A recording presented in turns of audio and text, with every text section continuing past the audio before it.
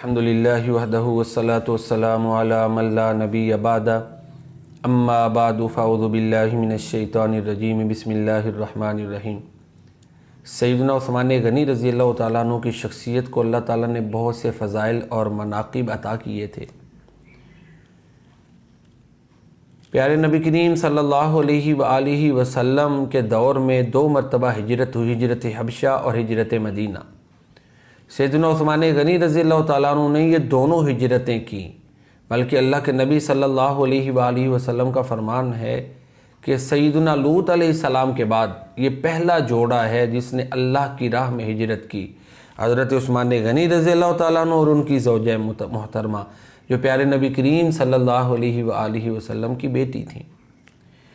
اسی طرح حضرت عثمان غنی رضی اللہ تعالیٰ عنہ کو نام لے کر اللہ کے نبی صلی اللہ علیہ وآلہ وسلم نے جنت کی بشارت سنائی۔ آپ نے فرمایا ابو بکر فی الجنہ وعمر فی الجنہ وعثمان فی الجنہ وعلی فی الجنہ والزبیر فی الجنہ وطلحۃ عبد الرحمن وابو عبیدۃ بن عبد اللہ ابن الجرح فی الجنہ وسعد بن ابی وقاص فی الجنہ وسعید بن زید فی الجنہ، یعنی یہ عشرہ مبشرہ وہ 10 صحابہ جن کو اللہ کے نبی صلی اللہ علیہ وآلہ وسلم نے نام لے کر جنت کی بشارت سنائی، ان میں حضرت عثمان غنی رضی اللہ تعالیٰ عنہ ہیں۔ حضرت عثمان غنی رضی اللہ تعالیٰ عنہ کو کئی مرتبہ اللہ کے نبی صلی اللہ علیہ وسلم نے جنت کی بشارت سنائی، بلکہ بیر روما جب خریدنا تھا نا تو پیارے نبی کریم صلی اللہ علیہ وسلم نے فرمایا من حفر بئر رومۃ فلہ الجنہ، کہ جو بیر روما خرید کر مسلمانوں کے لیے وقف کرے گا اس کے لیے جنت ہے۔ سیدنا عثمان غنی رضی اللہ تعالیٰ عنہ نے بیر روما کو خریدا اور جو ہے مسلمانوں کے لیے وقف کر دیا، بڑی ایک حکمت عملی کے ساتھ اس کو خریدا گیا۔ اسی طرح حضرت عثمان غنی رضی اللہ تعالیٰ عنہ کو اللہ کے نبی صلی اللہ علیہ وسلم نے یہ دعا دی اور فرمایا اے عثمان، جو تیرے پچھلے اگلے اعلانیہ خفیہ قیامت تلک جتنے بھی گناہ ہیں اللہ نے معاف کر دیے ہیں۔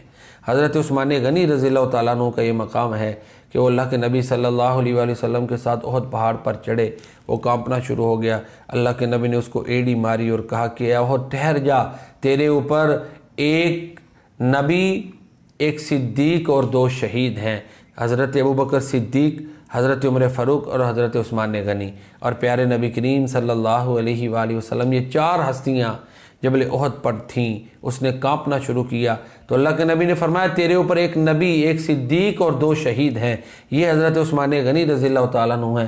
پھر بیت رضوان میں انہیں یہ مقام ملا کہ اللہ کے نبی نے دایاں ہاتھ عثمان کی طرف سے، اپنا دایاں ہاتھ عثمان کی طرف سے قرار دے کر پیارے نبی کریم صلی اللہ علیہ وآلہ وسلم نے یہ کہا کہ یہ عثمان کی طرف سے میں بیعت کرتا ہوں، یہ عثمان کا ہاتھ ہے۔ حضرت عثمان غنی رضی اللہ تعالیٰ عنہ کون ہیں؟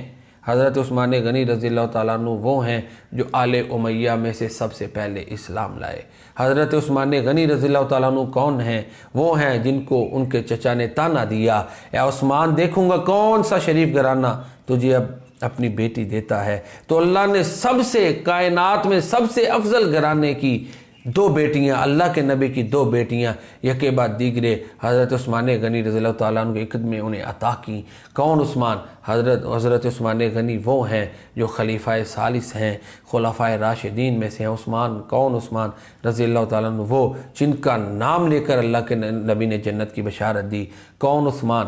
وہ عثمان کہ جن کے بیر روما کے خریدنے پر اللہ کے نبی نے جنت کی بشارت دی۔ عثمان کون؟ عثمان 2 ہجرتیں کرنے والے عثمان۔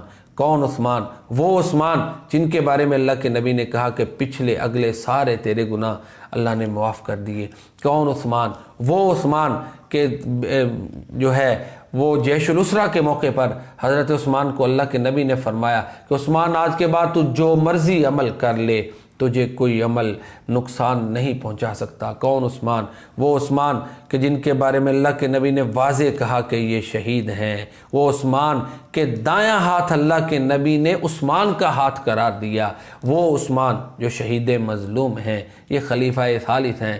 اللہ تعالیٰ کی بارگاہ میں دعا ہے کہ اللہ تعالیٰ ہمیں صحابہ کرام کا مقام پہچان کر ان کی اتباع کرنے کی توفیق عطا فرمائے۔ وما علینا الا البلاغ المبین۔